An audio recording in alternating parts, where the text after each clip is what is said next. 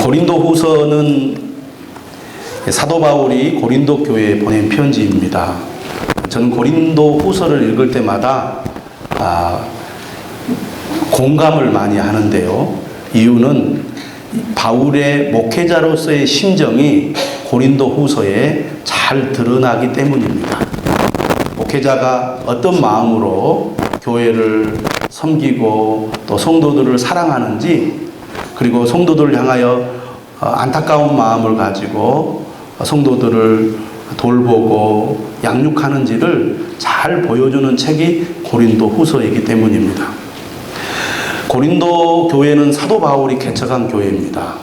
다른 교회와 달리 사도 바울은 이 고린도 교회에 1년 6개월 동안 머무르면서 성도들을 양육하고 가르쳤습니다.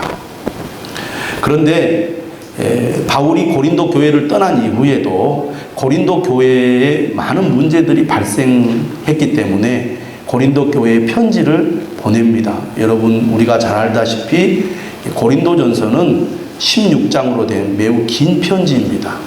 그만큼 바울은 고린도 교회에 대한 염려가 어느 교회보다 컸다는 것을 잘 보여준다고 하겠습니다. 그런데 오늘 우리가 읽은 이 책은 고린도 후서입니다.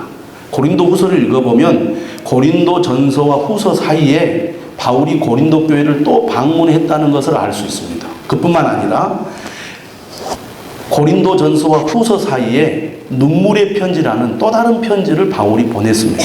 물론 지금은 우리가 그 편지를 가지고 있지 않지만 고린도 후서를 분석해 보면 바울이 고린도 전서와 후서 사이에 눈물의 편지를 보낸 것을 알 수가 있습니다. 그만큼 고린도 교회에 대한 애정이 남달랐다는 것입니다. 고린도 후서를 기록한 배경을 살펴보면 이 고린도 교회에 거짓 교사들이 들어와서 바울의 사도성을 의심하고 바울이 전하는 복음까지도 의심하게 만드는 일이 발생을 했습니다. 그렇기 때문에 바울은 이 고린도 교회를 어떻게 해서든지 그리스도의 복음 위에 바르게 세우기 위해서 자신이 하나님이 임명한 사도라는 것을 이제 증거하고 변호하는 일에 많은 분량을 할애하고 있습니다. 오늘 본문에도 보면 바울이 고린도 교회를 향한 그 안타까운 마음을 가지고 있음을 잘 보여주고 있습니다. 목회자가 목회를 하면서 성도들에 대해서 안타까운 마음을 가질 때가 있습니다. 하나님의 말씀을 가르치고 전함에도 불구하고 그 말씀을 잘 깨닫지 못하고 은혜를 받지 못할 때 안타까운 마음을 갖습니다.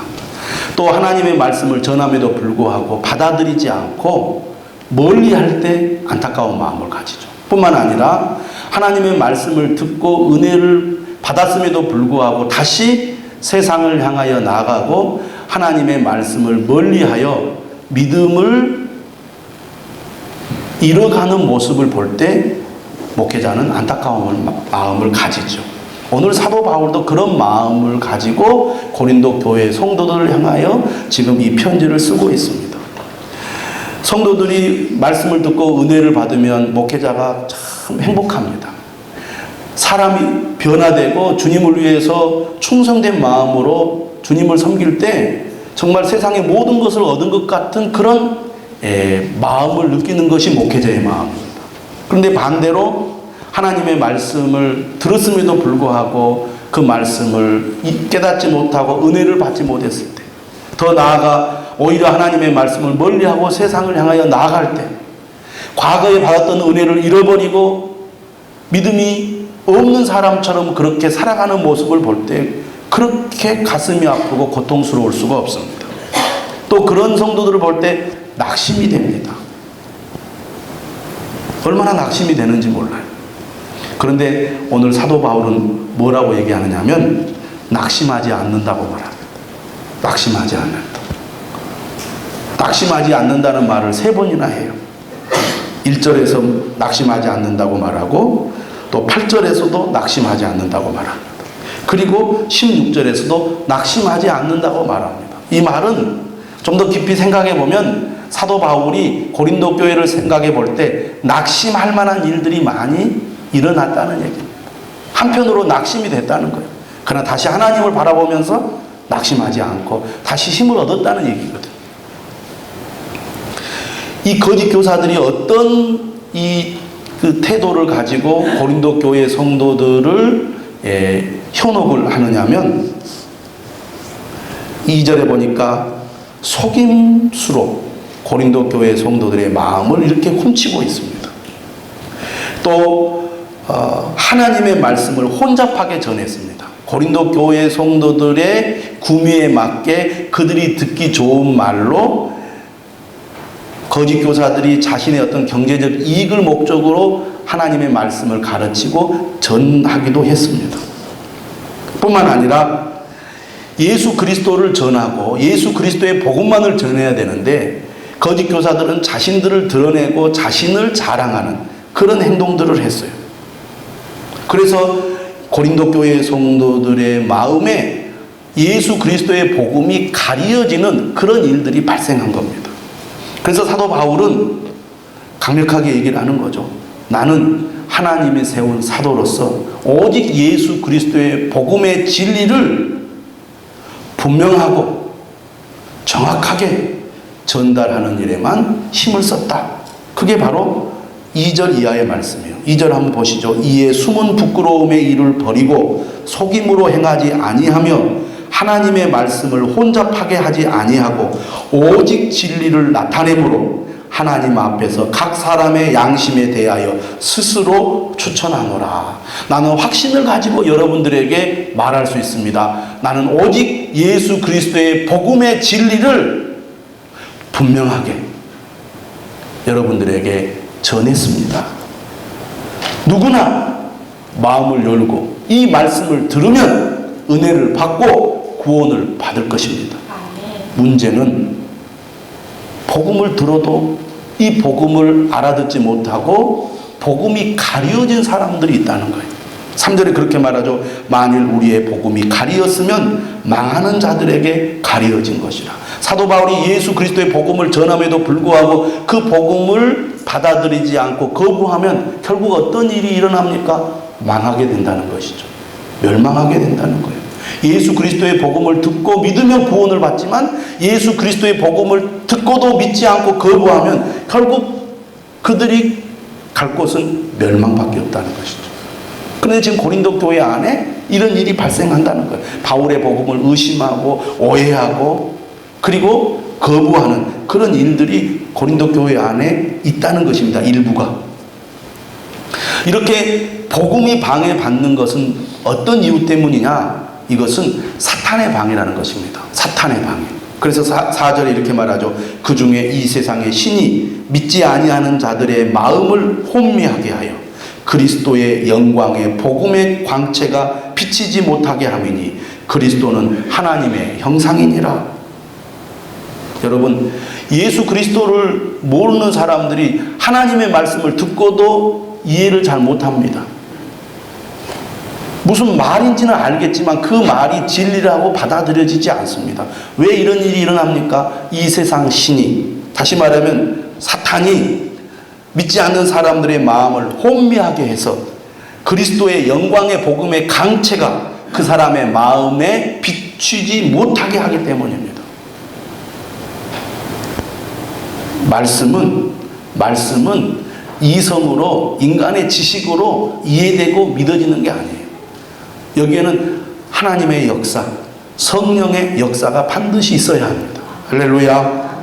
우리가 흔히 어떤 사람들에게 복음을 전하려고 할 때 우리가 그 사람에게 친절을 베풀고 또 사랑을 베풀고 또 우리가 아는 모든 지식을 동원해서 예수님은 하나님의 아들이십니다. 우리를 위해 십자가에 못 박혀 죽으셨습니다. 우리 인간은 모두가 죄인이기 때문에 예수 그리스도를 믿어야 죄사함을 받고 구원을 받습니다. 그래야 우리가 하나님의 자녀가 되고 영원한 천국을 우리가 얻게 됩니다. 라고 이야기해도 나는 안 믿어져. 거짓말 같아. 무슨 소리를 하는지 나는 이해하기가 어려워. 이렇게 반응을 보입니다. 이렇게 반응을 보여요. 너나 잘 믿으세요. 지금 그게 뭐가 중요하냐고. 지금 내 앞에 놓여 있는 여러 가지 삶의 문제들, 이 문제를 내가 붙들고 씨름하는 것도 힘든데 신앙생활하고 구원받고 그것이 뭐가 중요하냐고.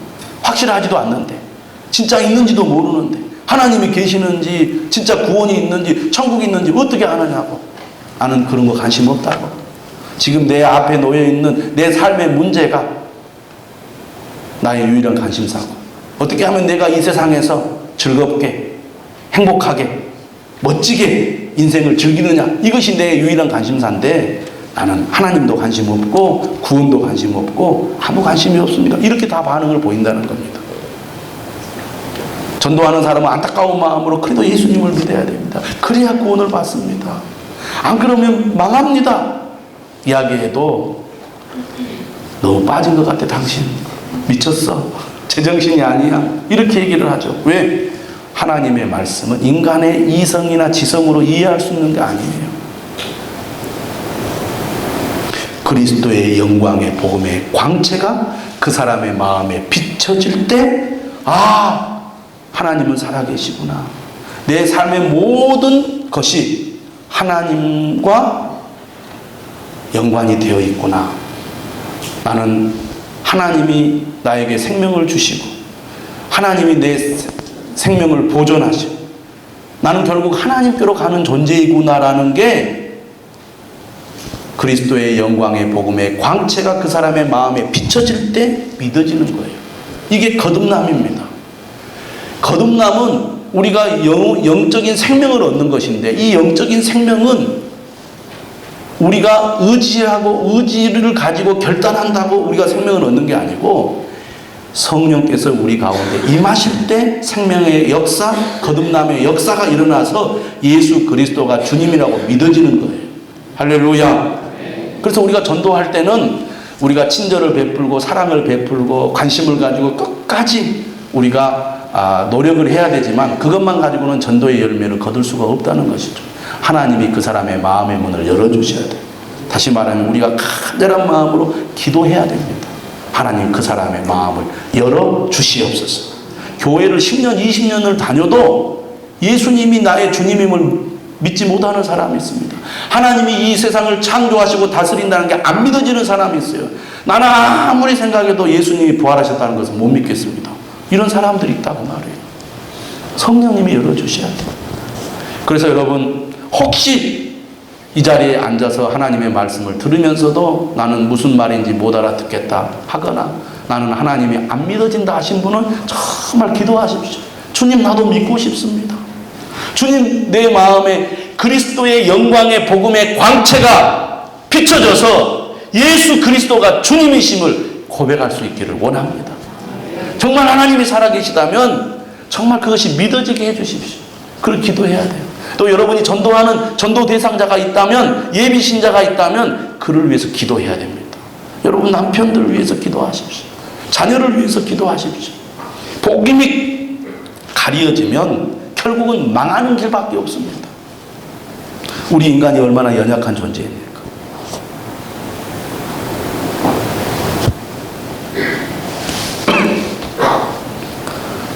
5절에 이렇게 말합니다. 우리는 우리를 전파하는 것이 아니라 오직 그리스도 예수의 주되신 것과 예수 그리스도가 주님이라는 것을 바울은 전했습니다.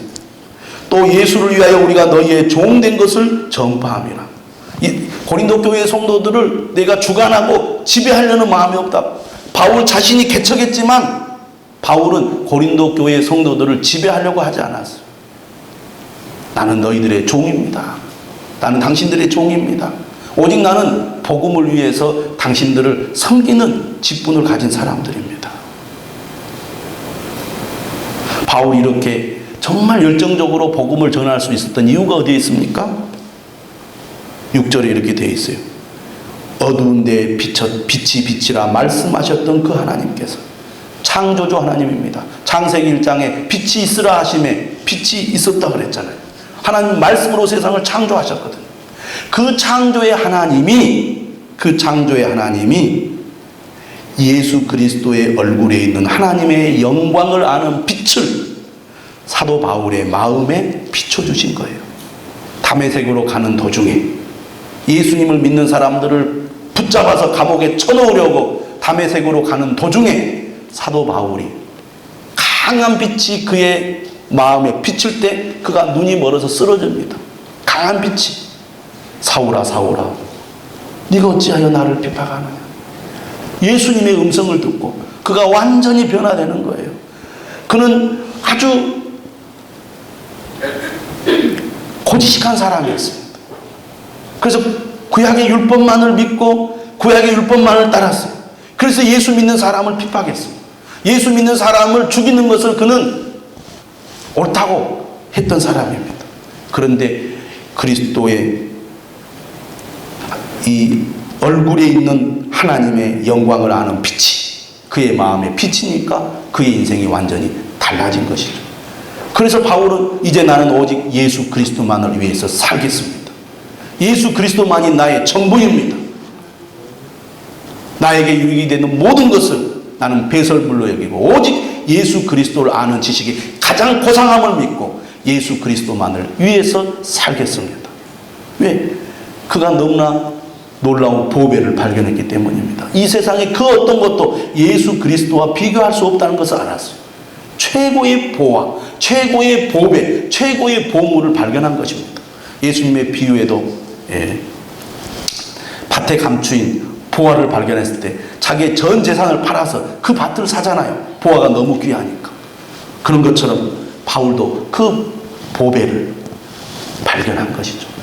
그래서 이 보배를 증거하기 위해서 바울은 자신의 인생을 완전히 주님께 바쳤습니다. 그런데 문제는 이렇게 귀한 보배를 증거하고 전하는 바울에게 정말 좋은 일만 있어야 되는데 그렇지 않더라고 말이죠. 이 보배를 전하기 위해서 고린도 지역을 방문해서 고린도 지역에 복음을 전했습니다. 교회를 세웠습니다. 일꾼을 세웠습니다. 말씀을 가르쳤습니다. 그리고 고린도 교회를 위해서 편지를 보냅니다. 또 방문합니다. 또 편지를 보냅니다. 그런데도 불구하고 여전히 고린도 교회가 문제가 있어요. 자신이 비난을 받습니다. 의심을 받습니다. 그런 상황 속에서 바울이 뭐라고 고백하느냐? 7절에 이렇게 고백해요. 우리가 이 보배를 질그릇에 가졌으니 이는 심히 큰 능력은 하나님께 있고 우리에게 있지 아니함을 알게 하려 함이라. 예수 그리스도라는 보배는 이 세상의 그 무엇과도 바꿀 수 없는 놀라운 것인데 그 보배를 전하는 바울 자신은 한없이 약한 질그릇과 같더라는 것이죠. 깨어지기 쉬운 질그릇. 여러분, 하나님께서는 어떤 사람을 통해서 구원의 역사를 이루어 가십니까? 똑똑한 사람? 잘난 사람? 힘 있는 사람? 그렇지 않아요. 의외로 교회에 모인 성도들은 약한 사람, 가난한 사람, 소외받은 사람, 지극히 평범하고 보잘것없는 사람들이 교회로 모입니다. 또 그런 사람들을 통해서 하나님께서 어떻게 합니까? 구원의 역사를 이루어 가신다는 거예요. 할렐루야. 근데 바울 자신이 보니까 이리 넘어지고 저리 넘어지고 고난당하고 감옥에 갇히고 돌에 맞고 매를 맞고 물에 빠져 죽을 뻔하고 배가 고파서 죽을 뻔하고 고린도 후서 11장에 나오지 않습니까? 바울이 얼마나 고생을 합니까? 이렇게 깨어지기 쉬운 그릇이에요. 질그릇. 어떻게 하나님은 이렇게 질그릇과 같은 나를 이 엄청난 보배를 전하는 그런 사람으로 쓰고 계실까? 바울이 깨닫는 게 뭐예요? 나를 의지하지 않고 심히 큰 능력을 가진 하나님만 의지하게 하시려고 부족한 나를 이렇게 사용하시는구나. 바울이 깨달았다는 얘기입니다. 할렐루야. 여러분, 우리가 힘 있고 지혜가 있고 능력이 있으면요, 사람은 자기를 의지하려고 합니다. 본성상 자기 힘을 의지하려는 그 경향이 너무 강해요. 그런데 하나님께서 우리에게 고난을 주시고 우리를 약하게 하신 이유는 나를 의지하지 말고 오직 하나님만을 의지하라고 우리에게 때로는 그런 고난도 허락하신 줄 믿으시기를 바랍니다. 여러분, 삶이 힘드십니까? 왜 나는 이렇게 힘이 든지 모르겠습니다. 그렇게 고백하시는 분들이 있습니까? 오늘 8절에 사도 바울이 이렇게 말합니다. 우리가 사방으로 우겨쌈을 당하여도 쌓이지 아니하며 답답한 일을 당하여도 낙심하지 아니하며 박해를 받아도 버림받지 아니하며 거꾸로 뜨림을 당하여도 망하지 아니하고. 사방으로 우겨쌈을 당한다는 것은 이렇게 주변에서 가운데로 이렇게 몰아가지고 딱 목을 재는 것과 같습니다. 사방에서 둘레에서 막 나를 향하여 비난을 하고 공격을 하는 겁니다. 나는 어디로 갈 데가 없어요.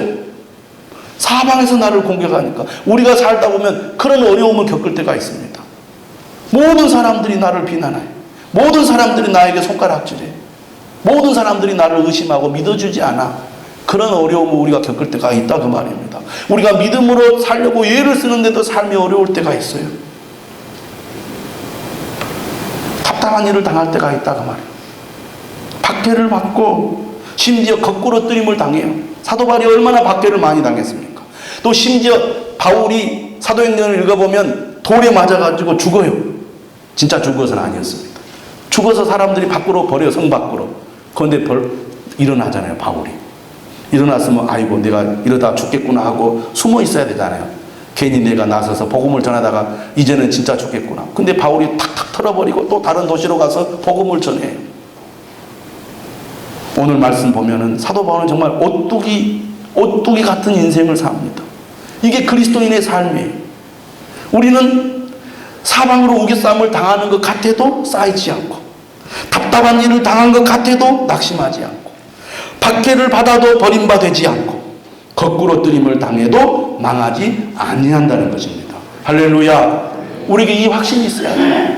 정말 우리의 삶에 때로는 앞이 다 막히고 옆이 막히고 뒤가 막히고 정말 어떻게 할 수도 없는 그런 상황 속에서도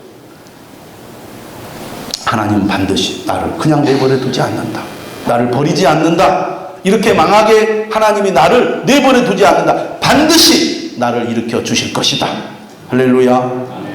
우리가 살다 보면 내가 열심히 해도 오해를 받을 때가 있고 또 우리가 살다 보면 연약한지라 실수할 때가 있잖아요. 잘못할 때가 있잖아요. 그럴 때 정말 죽고 싶은 심정이잖아요. 그런데 주님은 그때도 우리를 위로해 주십니다. 우리를 새롭게 해주십니다. 다시 일어날 수 있는 힘을 주십니다. 이게 그리스도인이, 이게 하나님을 믿는 사람들이 가진 강점입니다. 여러분 지난주에 잘 알다시피 야구 해설가가 목숨을 끊지 않았습니까? 수십 년간 명성을 쌓아올린 그런 삶이었는데 어떤 이유에서든지 몰라도 그가 실수를 했어요. 사람들이 비난을 합니다. 손가락질을 합니다. 억울하다고 삶을 포기하지 않았습니까? 우리가 살다 보면 이런 일들이 있다고 말해요. 수치스럽고 정말 도저히 참을 수 없는 그런 상황에 몰릴 때가 있다고 말입니다. 그런데 하나님은 그런 가운데서 우리를 도와주십니다. 우리를 일으켜 주십니다. 바울은 이렇게 철저히 질글과 같은 이 연약한 자신이 깨어지는 경험을 통해서 나를 의지할 것이 아니라 정말 우리가 의지할 분은 하나님이시구나. 심히 큰 능력을 가지신 분은 하나님이시구나. 이 확신을 가졌어요. 그래서 바울은 오히려 일이 잘 되고 성공했을 때보다 이렇게 큰 고난을 당하고 고생을 할 때 주님의 은혜를 더 깊이 체험을 합니다. 그래서 10절에 이렇게 고백을 해요. 우리가 항상 예수의 죽음을 몸에 짊어짐은 예수의 생명이 또한 우리 몸에 나타나게 하려 함이라. 내가 고난과 죽음을 경험할 때 오히려 내 속에서 생명의 역사가 일어나는 것을 경험하게 됐다는 것입니다. 예수님이 십자가에 못 박혀 죽으셨기 때문에 부활의 영광을 누리셨던 것처럼 사도 바울도 온갖 고난과 고생 속에서 부활의 영광을 경험했다는 것입니다. 그래서 11절에 이렇게 말합니다. 우리 살아있는 자가 항상 예수를 위하여 죽음에 넘겨짐은, 여기서 항상 예수를 위하여 죽음에 넘겨짐은이란 말은 고난을 겪는 것을 의미합니다. 예수의 생명이 또한 우리 죽을 육체에 나타나게 하려 함이라. 내가 오히려 고난을 겪고 고생을 하니까 어떻게 돼요? 오히려 구원의 역사, 복음의 열매들이 나타나더라고 말입니다. 나는 지금 고린도 교회 성도들이 나를 비난하고 나를 의심하는 함에도 불구하고 나는 낙심하지 않습니다. 이런 과정을 통하여 오히려 생명의 역사가 고린도 교회에 나타날 줄로 믿습니다. 그런 의미예요. 그래서 13절에 뭐라고 말하는, 22절에 뭐라고 말하느냐면, 그런즉 사망은 우리 안에서 역사하고 생명은 너희 안에서 역사하느니라. 얼마나 멋있습니까? 내가 고난을 겪고 내가 환난을 겪어서 너희들이 구원을 받고 너희들의 믿음이 오히려 더 강해지고 바르게 세워진다면 나는 기꺼이 고난을 받겠습니다. 기꺼이 죽겠습니다. 할렐루야.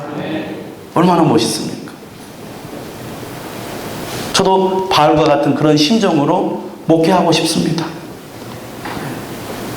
내가 희생하고 내가 죽어지고 내가 낮아져서 정말 이 교회가 살고 우리 성도들이 살아난다면 하나님 감사합니다.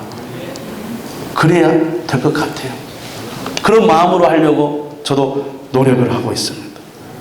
오늘 13절 사도 바울은 이렇게 고난 가운데서 확신을 가지고 말합니다.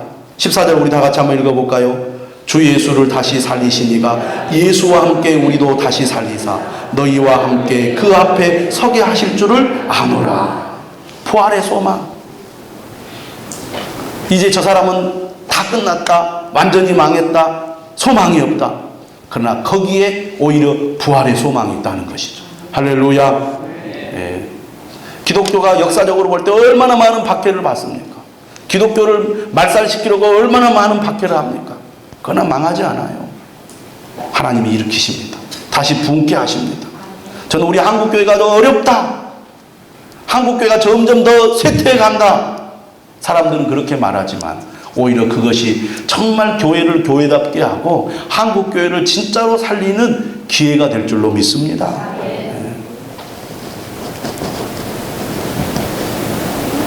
바울이 이렇게 한 이유가 어디 있습니까? 15절 하나님께 영광을 돌리게 하기 위해서입니다. 오늘 영상을 봤어야 되는데요, 이 영상이 누구의 영상이에요? 바하의 영상입니다. 바하 영상 다음 주에 한번 오셔서 보시면 알겠지만 얼마나 감동적인지 몰라요. 그는 매주 새로운 곡을 써서 성가대 찬양을 했습니다. 1200 몇 곡, 그 숫자가 1200 몇 곡이 돼요. 근데 이분이 작곡을 할 때 있잖아요. 작곡을 할 때 항상 그 작곡 위에다가 JJ라고 써놔서 JJ. 예수님 도와주소서요. 그리고 제일 밑에 이 라틴어로 오직 하나님의 영광을 위하여 이렇게 기록되어 있습니다. 정말 위대한 사람. 오직 한 교회에서 성가대를 지휘하고 작곡하고 그 일로 충성을 다해요. 바하의 이 음악이 얼마나 위대한 음악입니까? 다음 주에 보시면 알 수 있습니다. 엄청 감동적이에요. 오직 하나님의 영광을 해요. 바울도 그런 믿음으로 살아요. 오직 하나님의 영광을 위하여. 그 확신과 그 믿음이 있었기 때문에 사도 바울은 우리가 낙심하지 않습니다라고 말해요. 현실은 낙심할 수밖에 없는 상황이에요. 그러나 낙심하지 않습니다. 우리의 겉사람은 낡아지나 우리의 속사람은 날로 새로워지도다. 여러분, 우리는 점점 낡아질 것입니다. 나이도 들고 몸도 약해지고 모든 것이 다 약해질 것입니다. 그러나 우리 안에 계신 성령님으로 말미암아 우리는 날로 새로워질 줄 믿으시기를 바랍니다. 바울의 초점은 어디에 있어요? 지금 현재 겪고 있는 고난에 있지 않고 나중에 그리스도와 함께 누릴 영광에 초점을 맞추고 있어요. 우리가 잠시 받는 환난에 경한 것이, 가벼운 것이 지극히 크고 영원한 영광에 중한 것을 우리에게 이루게 하매니 우리가 주목하는 것은 보이는 것이 아니요 보이지 않는 것이니 보이는 것은 잠깐이요 보이지 않는 것은 영원함이라. 보이는 것은 잠깐입니다. 여러분, 다음 주 이제 여러분이 성묘 가실 텐데 성묘에 가서 우리가 묘를 봅니다. 할아버지, 할머니, 증조 할머니, 할아버지 보면서 나도 언젠가는 이 자리에 묻히겠구나. 보이는 것은 잠깐이에요. 그러나 우리 그리스도인들의 참 소망이 있습니다. 보이지 않는 것은 영원함이라. 이 소망이 저와 여러분들에게 있기를 주님의 이름으로 축원합니다. 찬송하겠습니다.